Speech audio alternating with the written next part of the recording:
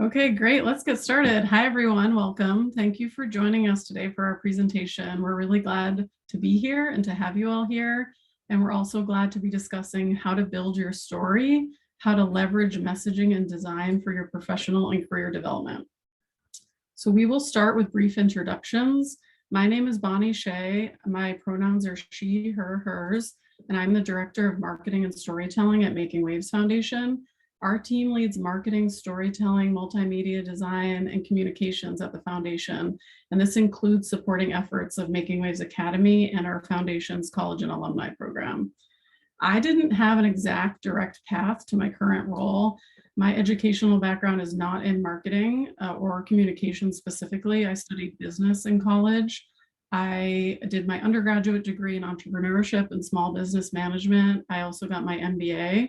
I've taken a few courses in communications, but mainly I've just grown my skills and learned a lot through professional experience. Before coming to Making Waves Foundation, I worked in higher education. I was at UC Davis, at Drexel University, and at Quinnipiac University. I also did a year of national service with AmeriCorps at a nonprofit in LA. In all of this, though, I feel really, really fortunate that I've been able to spend my career, one, almost entirely in the field of education, and then two, I get to do what I love doing and what I feel I'm good at doing, but for something that's I feel passionate about, and that's a really great cause. So that drives the why behind my education and my background. Mercedes is the other member of our team that's here today, and I'm pleased to be presenting with her. Mercedes. Hi, I'm Mercedes. I'm the other half of the marketing and storytelling team at Making Waves Foundation. My pronouns are she, her, hers, and I'm the multimedia designer. I help Bonnie in supporting the efforts at the Academy and the Foundation in multimedia. I kind of, my background is in advertising. I started out in advertising. I was a junior art director, and I decided I wanted to use my skills to further a mission that I believed in. And me being a first generation college graduate myself, I found about Making Waves Foundation from a friend and decided to apply. And so that's how I ended up here. So yeah, I'll pass it back to Bonnie so she can give us an overview of what we're going to talk about today. Great, thank you.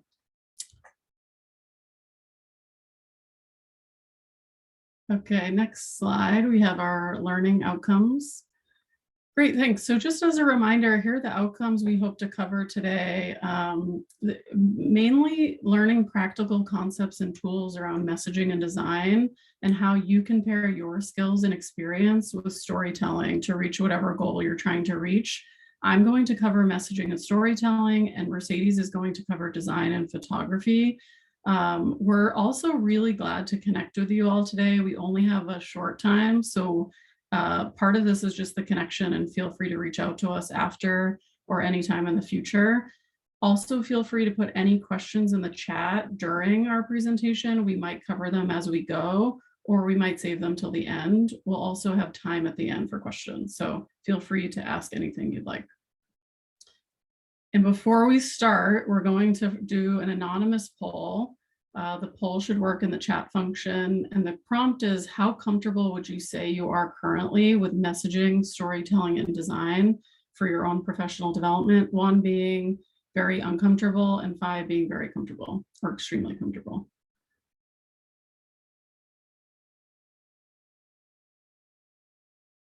Okay, great. So we see we've got some uncomfortable, some somewhat, and some very. So the goal here is to take wherever you are currently and hopefully have that increase just a little bit with what we learned today. So thank you for filling that out. Okay, to start, we first have, we're going to cover messaging. And before we get into how you can leverage messaging, I always like to start in terms of what it is, just to level set for a minute. And so you can define this many ways, but the way I like to break it down is that messaging is clear language that provides information and shows value. It's consistent overall, but it can change slightly based on audience or platform. It should be concise, it should be purposeful, it should be convincing, relevant, and definitely memorable. So it can take complex information and make it easier to understand. Think of all the slogans, the songs, the catchphrases, or things that you like without a doubt can't get out of your head or you can't forget. Those organizations, those businesses, and those brands are doing a really good job of being very concise, very relevant, very consistent, and memorable. So those are good examples if you can think of those in your head. They're intentionally making information easy to understand and easy to engage with. But the really cool thing here is this same intentionality is useful not just for brands and businesses, but for your own use. So you can use it personally, you can use it for your campus or community projects, you can use it for professional or career growth or to tell your own story. And so, yeah, these concepts can really help with all those things. So the next phase we'll get into on the next slide is actually how you can do this. There's tons of frameworks out there. But one that's really simple, because we use this all the time, is going through what, why, who, how, when, and where. So starting with what, I think a key part here is just thinking, what are you trying to convey? Why is it exciting? What are the goals? What are you trying to reach? What's the big end goal here? What are some common themes that might be able to be weaved together to make something memorable? And one critical aspect here, this is very, very hard in my opinion, is deciding what to leave in and what to leave out. So you might consider this in your resumes or your cover letters or even your bios or in an interview if you're taking interviews in multiple fields. What's most relevant?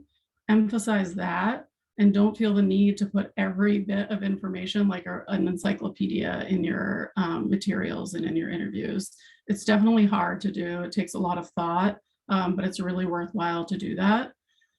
Next, we have why. And so this is like, oh, sorry, still on this back slide. Yeah, why is it important? What are the impact of your efforts? Why is it important to others? Why should others be compelled to listen or to engage with this? It can help you and others see the big picture. So like that bigger meaning behind what you're doing. This is also where you can draw a lot of inspiration.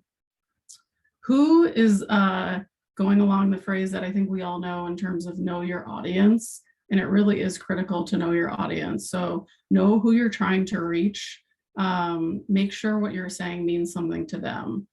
You might have to tailor your message a little bit. You can still be authentic to yourself and be honest with who you are, but you might have to just describe things more to someone who isn't as familiar with a topic, or you might talk to your manager or colleague different than you talk to a family or friend. And so it's kind of like we just did with this poll, seeing where everyone is and then adjusting based on what people's level of comfort and understanding is.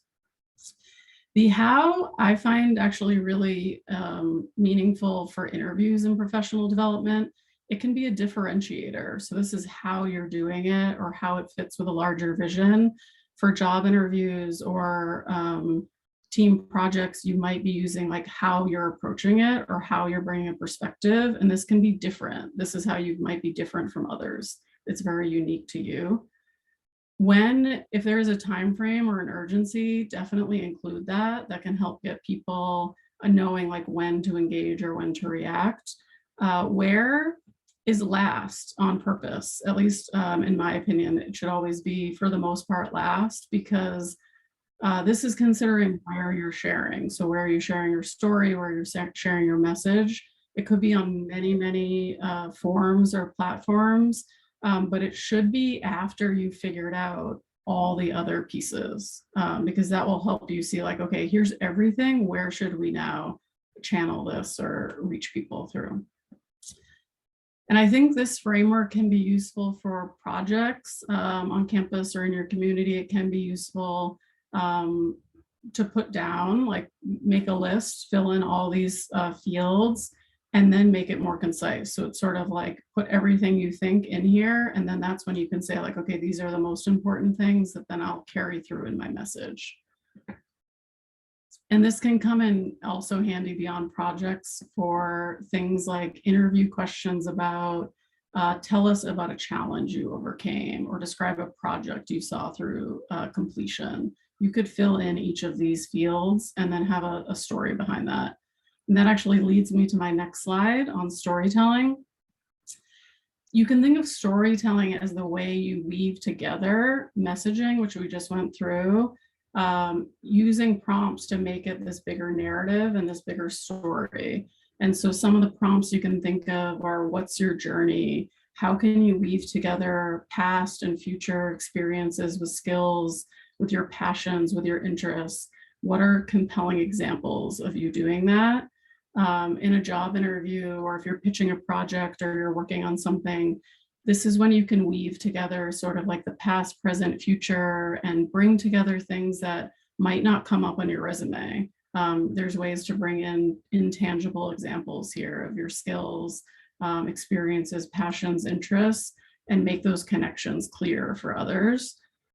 And I would say this is also a chance where if you don't need perfect qualifications or perfect experiences to bring up these, more personal or skill-based attributes.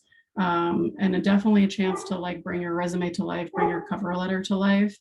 It's also a chance to bring up this scholarship program that you're participating in. This is a perfect example of a 4+ year, for some more, of showing initiative, showing commitment, showing follow through, accomplishments in navigating college or other life or professional dreams. Those are things that really come to life during an interview or during a story that maybe won't on paper or resume.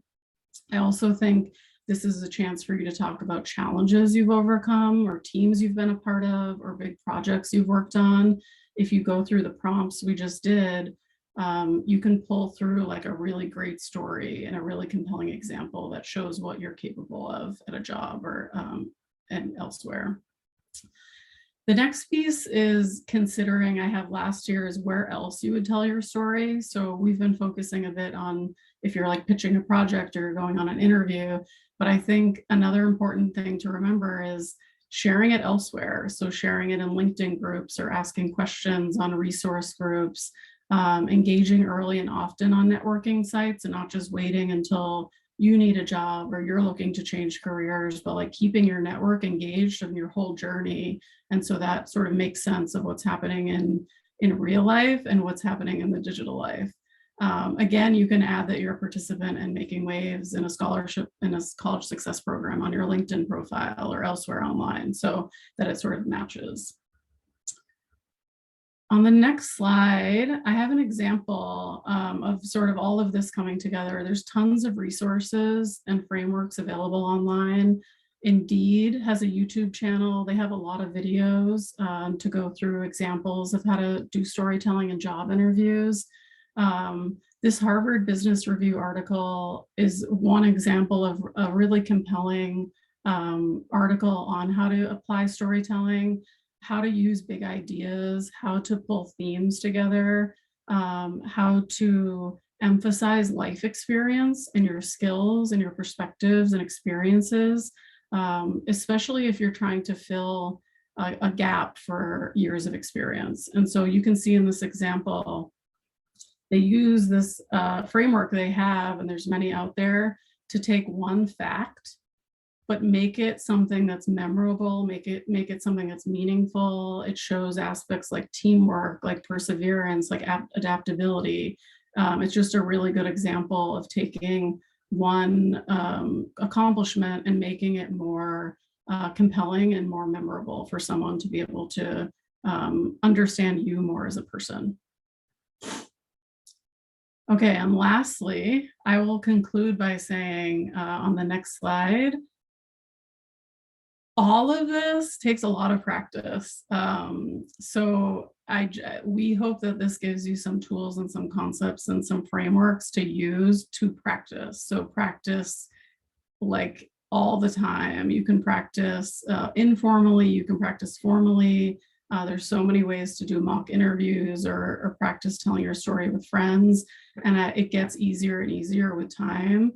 I also think it's a good check-in to do to update your own story every quarter, every semester, every year, so that you just keep getting better at talking about yourself and talking about your experiences and growing that over time through your professional journey.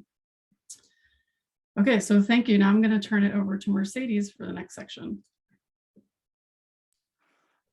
Thank you, Bonnie. And so now that we have the storytelling piece down, now that we can get into the design piece a little bit. So like, just to give a quick overview of my section of the session, I'm gonna go over some design 101. So just 5 principles that we can take and use, that I use in the design world that are a great foundation, will elevate anything you're creating.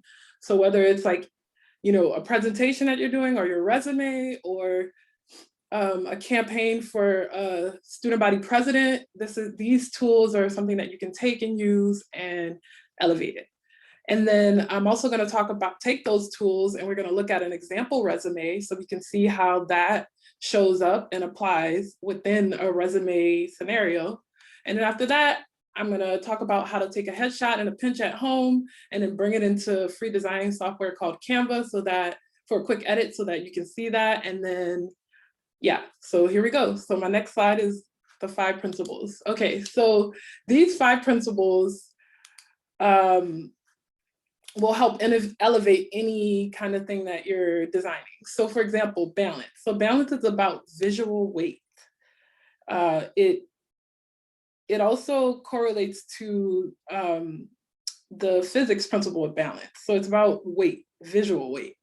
And balance is about how the overall piece looks. So you want the overall piece to be aesthetically pleasing and to have visual weight balance. You don't want anything to stick out more than the other. Then you want to try to achieve balance. And then we have alignment. Alignment is the way the different elements in the design are lined up in relation to each other on the page. So I know that the 3 most common examples of alignment or uses are left align, right align, and center. A lot of us use that when we're writing papers or any kind of presentation. So for example, in this box, you can see that the dots are aligned to the top, the bottom, and the center. So that's an example of alignment. Then there's proximity. Proximity is kind of like the sister to alignment. And proximity is when, alignment is about lining them up to each other, and proximity is about putting things into groups. So the principle of proximity states that items close together are likely to be perceived as the same group. So if you see things in a group, like in this box, you see the 4 groups together, you think, oh, those belong together. So that is proximity. And then there's contrast. Usually use contrast to determine what is the first thing that you want viewers to look at. So for example, in this box, the orange dot is the first thing that we look at when we view this box. So I'll show you an example of that in the next slide, but it's the first thing that you want people to look at. And then lastly, there's repetition. Lastly, there's repetition. And this shows that, you take an element and you use it over and over to show that it also belongs in the group or it belongs together. So for example, in this box, all of the dots have an orange line around it or an orange stroke around it. So that means that they're all together because we're using that repetition to show and repeating it to show that it all belongs together. So on my next slide, I'll show you how that looks on a resume. Okay, so on a resume, this is a sample resume that I got from Canva. And can anyone in the chat tell me what's the most important element on this page?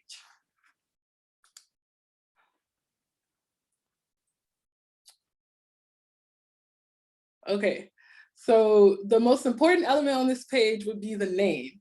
It's the biggest, the boldest piece on the page, and that's where we get our contrast from. So, it's bigger than bolder than anything on the page. It's the thing that you'll remember because it's the biggest and the boldest, and it shows you what's the main point of this. It's to talk about Harumi and to, know that this is Harumi's resume.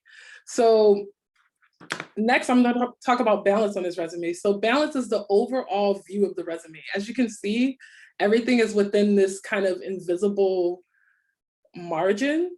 So there's all this white space on the edge of the page and everything is in the middle. So that kind of gives us this like balance, this visual balance that we need. And it makes it overall aesthetically pleasing.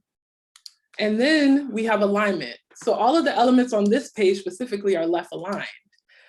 And left alignment is the default for a lot of designers here in the United States because English is written from left to right. So people usually read from left to right on the page. So when you want to make something easy for anyone to follow or read along to, like a resume, then you'll align things left aligned. Then there's proximity. So in this resume, there are about like 5 different chunkings or groupings on the page. There's the profile part, there's the work experience, there's my skills, there's reference, and there's education history. So the education history is separated from the work experience by there being like these different groupings. So there's first profile, first and second work experience, then my skills, then education history. So that they're all on the same page, lets you know they're related, but the different section communicates that each section is different. And then lastly, there's repetition on this resume. So this resume shows repetition in multiple ways. The work experience and education history section are kind of chronological pieces of information. So they're using kind of like a timeline, line and dot graphic to show that that is chronological and that they're talking about dates and time. And then there's also the different sections all have a title with a similar font and weight that communicates that they're different sections. So even the use of in the My Skills section, the use of the progress bar, the bar graph, web design, photography, branding, all use the same type of graphic to show your progress in that skill. That's repetition. That's showing people that those all belong together. Okay, so, and then into my next slide. Okay, so next I'm going to show you kind of a quick headshot demo. So I'm going to talk about the kind of 3 things you need to get ready for before you do the headshot. So I want to talk about lighting and environment.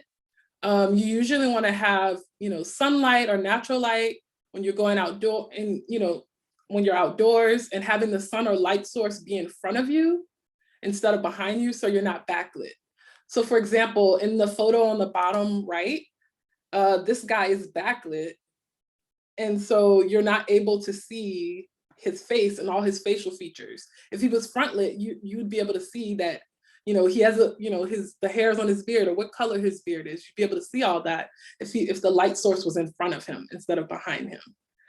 So, and also the best time to shoot outdoors is 1 hour after sunrise and 1 hour before sunset. So you want to keep that in mind when you're shooting outdoors so you can get the best light and position that light in the best space for you. And then when you're indoors, you want to have a background that isn't too busy. Most people use white because that's the easiest to edit. And then, or any one color background, just something that's easy to edit. And then also having the sun or light source through the window or the lamp be in front of you so that you're not backlit. And also you want to talk about your tools. So something to prop your phone on, whether it be books or a phone tripod, or if you have a self-timer on your phone, you want to use that. And if some people have ring lights nowadays, because a lot of people use them on their phone. But as you can see, I'm going to show you this top left photo on the right is my setup that I use to take the photo that I'm going to show you in the next slide. So in this slide here, I'm taking you guys into Canva. And so I picked like kind of an office kind of businessy photo and I'm resizing it. And then I'm going to, I'm resizing it and then I'm gonna take it into edit image and blur it in Canva. So I'm gonna show you this all really quickly, but I'm also sharing some resources at the end so you can kind of go through this and do it yourself. So we're blurring that image because I wasn't there at that office. So I'm gonna kind of blur it so I can have that as my background. And then, use Canva's blur feature. I clicked blur and it took a while to load. So that's why you saw me clicking 5 million times. And so then I'm going to, go out of blur and then go to the uploads where I pre-uploaded my headshot that I took. And I'm gonna, upload that in, and that takes a while to get in. So you see me clicking, finding it. And then, I'm gonna take the headshot in. It should be showing up any second. And there it is. This is a headshot that I took in my room on that setup that I showed you in the last slide. And so I'm gonna resize it to fit my canvas. And then I'm gonna go into edit image in Canva and remove the background. They have this remove background setting that's really easy and really helpful. So you can do that quickly. And then after that, I'm going to go into edit image for my headshot, and I'm going to use auto enhance because auto enhancing brightens my photo up and puts some color back into me so I look like a warm brown instead of an ashy brown. So after I apply auto enhance, my photo looks like, it's done. It looks like I wanted to. So I'm going to hit share and click download. And so when I click the download option, I'm going to hit JPEG and then download the photo. And I'm going to download mine as a JPEG and turn the quality up to 100 so I can get the best quality photo. So now it's downloading. And then I'm going to go into LinkedIn. So we're going to jump out of Canva, go into LinkedIn, and I'm going to switch my current profile picture for this one. And so, LinkedIn has all these options. You can zoom in, zoom out. You can adjust the brightness, adjust the position, things like that. Beautiful.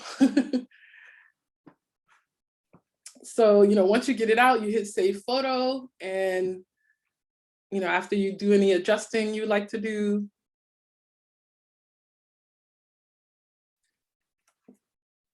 and there you have it. I have my new headshot in LinkedIn. Awesome, thank you. We have a question related in the chat, Mercedes, on someone says that's pretty cool. Thanks for sharing. I agree, that's amazing how fast that is. And then a question is, would you recommend we blur the background for all our headshots?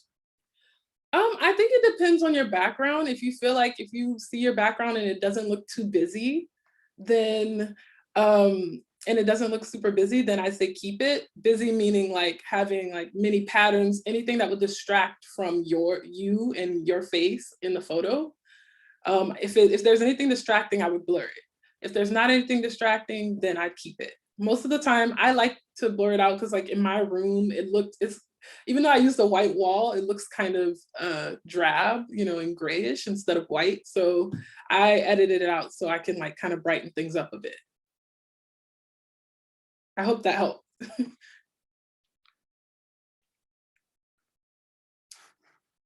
And also I just want to add that I used, which we put that in the last slide as well. I used free source to find, I used Canva's free source to find that office background picture, but there's also unsplash.com, where you can find a lot of free photos. And I'll also share that in the resources slide as well. We've shared like multiple resources. So in the next slide. Okay, so this shows you where you can see where I took that first headshot and what it looks like after. So, and that's the one that we just uploaded. So, and then next. And so yeah, these are the resources. There's everything from some free, free design software, a free photo editing app that has a little more options than Canva. And then also, if you want to learn more about how to use Canva in depth, Canva has their own Canva 101 that you can use and kind of quickly learn how to do some stuff in there. So yeah, and then I'll pass it back to Bonnie if anyone has any questions for Bonnie and I. Yeah, thank you, Mercedes. That was great. Yeah, we have time now. If On the next slide, if anyone has questions, feel free to put them in the chat or say them aloud. We're also available by email or call or meeting if you want to ask something more in depth. So we'll pause for a moment to wait for questions.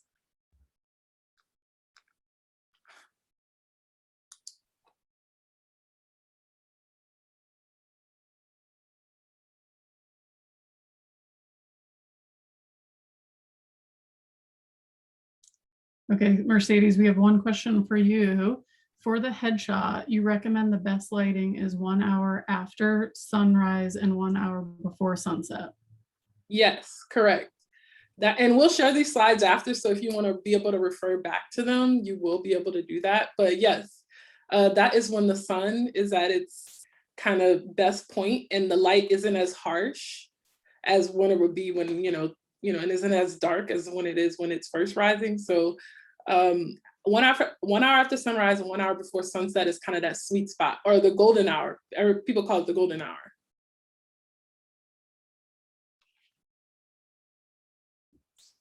I'll also add, you saw Mercedes did that light editing. So if you have a photo that maybe isn't the perfect lighting, you can always brighten it up or lighten it up in that way. And even on your iPhone or in Canva or other places.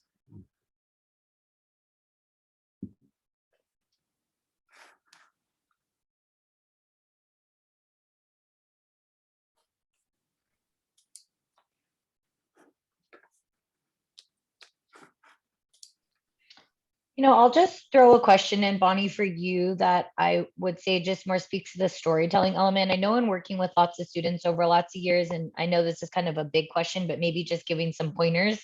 Sometimes it's hard when we're like, they're looking for roles and their skills don't exactly meet those roles, right? And they're trying to think about how, I guess, like, what would you say nowadays are the best tools to tell their story? If maybe it's not exactly a fit, but they know that they might be able to really do that role. They've maybe got, experience in their family, or they've done some other things that aren't quite the exact fit. But would you recommend that, like in the cover letter, rewriting parts of the resume? I'm curious if you just had any, advice or examples, just particularly on that piece of the storytelling element. Definitely. Yeah, I think in the resume, I guess we'll start with there. That's where I think it's important, based on the role you're applying for, to determine what to include and potentially what to take out. So if it's not relevant to the job, of course, like some things will be relevant for any job, but if there are specific work experiences or internships or projects that just aren't adding value, then you can consider taking those out to be able to add more context for the ones that really are valuable, and more room to add more explicit transferable skills. So say you did an internship and the title and maybe the description doesn't exactly, it wouldn't match perfectly in someone's mind who's going through these very fast. But if you had more room to give a description there to say, these 3 skills transfer to this job I'm applying for, or these 3 projects I worked on were in this field. And then moving on to the cover letter, definitely another way to, there's a lot of templates out there that will make your letter look like everyone else's, to be honest. So I think those templates are like a good starting point. And then think of how, again, with working through some of those frameworks and guides, how you can make yours stand out.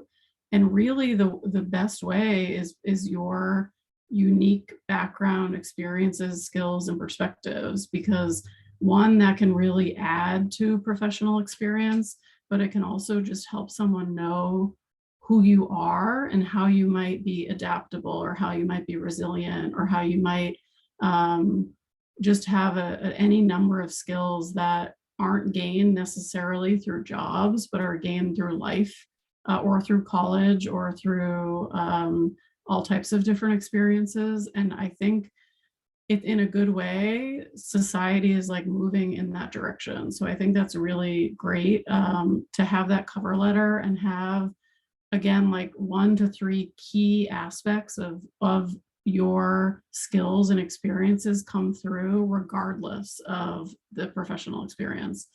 And then I think in the interview or in a meeting or informational interview or anything like that is where you can have all of that come together in a way that makes sense based on your resume, based on your cover letter. But that's where you could practice some of those questions, like tell us a little about yourself. Immediately, you could hook people who might be thinking like, I don't know if they have enough experience, or I don't know if they have this direct skill set or this certificate. Like you can tell them you're passionate, you're skilled in these other areas, you've done these 3 things that transfer skills over. It's really a chance for you to like sell those skills and those transferable skills. And then practice other questions like what's a challenge you've overcome, or what's a project you've seen through completion. Name a time where a project got off track and you got it back on, or it's also a chance to talk about going to college and maybe some of the challenges that came up and how you worked through those. That's in a lot of fields really, really valuable to have people who can work through things and use those skills and experiences that honestly don't need years of professional experience, in my opinion. So I hope that helps answer your question. I think also I mentioned informational interviews. I think those can help. And of course, like talking with your coaches and peers and others, because those informal meetings can help you realize what is valuable in a workplace or in certain fields that you may not know, because it might be a commonplace for you, but is truly unique and valuable to the field or to the outside world.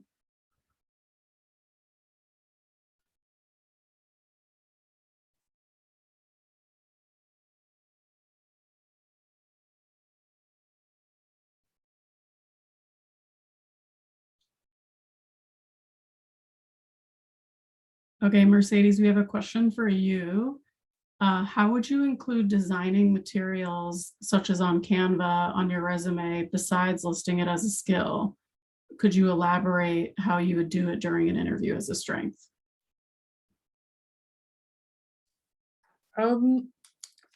Yeah, I think in storytelling on an interview, I would say that you could say, you could use that as like your way to say how you're adaptable, and you're willing to learn a new software or learn something new. Like your background, if your background isn't in design, you could say I use Canva to design some skills at my previous place of employment or when I was in school or things like that. I would say, using that as kind of like leveraging that to say that, you use something new, you use the design software in that way.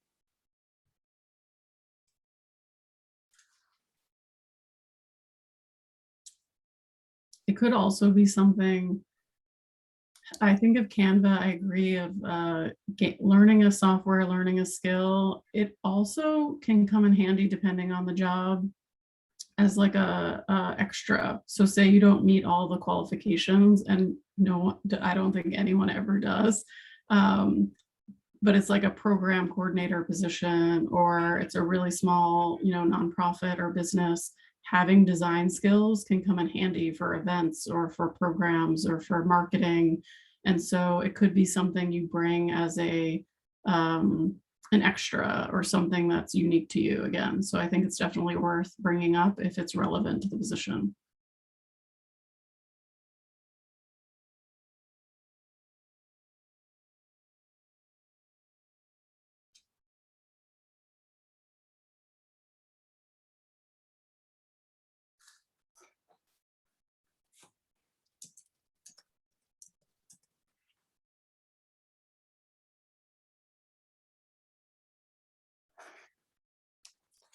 Are there any more questions before Bonnie and I wrap up?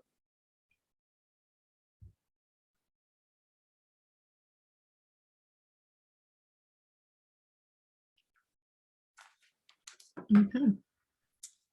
So we will end with the same poll we started with in terms of how comfortable do you feel now with using some of these concepts and tools for your professional development?